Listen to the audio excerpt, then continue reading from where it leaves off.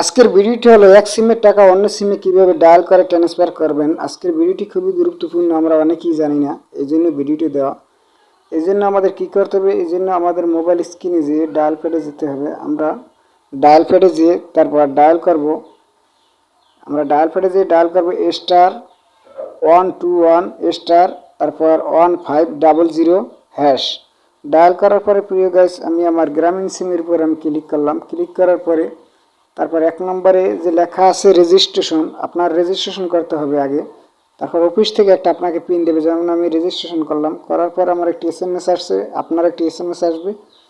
SMSটি আপনার পিন হয়ে যাবে। তারপর আবারও আমি ডায়াল করলাম। ডায়াল করার পরে তারপর আবার ক্লিক করার পরে আজকের ভিডিও খুবই গুরুত্বপূর্ণ। তারপর 2 নম্বরে যে ট্রান্সফার অপশন আছে, ব্যালেন্স ট্রান্সফার, এটির উপর ক্লিক করবেন, সেন্ডের উপর ক্লিক করার পরে প্রিয় গাইস, তারপর আপনি যেই নাম্বারে টাকা ট্রান্সফার করবেন ওই নাম্বারটি আপনার উঠাতে হবে। যেমন আমি যেই নাম্বারে টাকা ট্রান্সফার করতেছি সেই নাম্বারটা আমি উঠাইতেছি, আপনি উঠিয়ে নেবেন।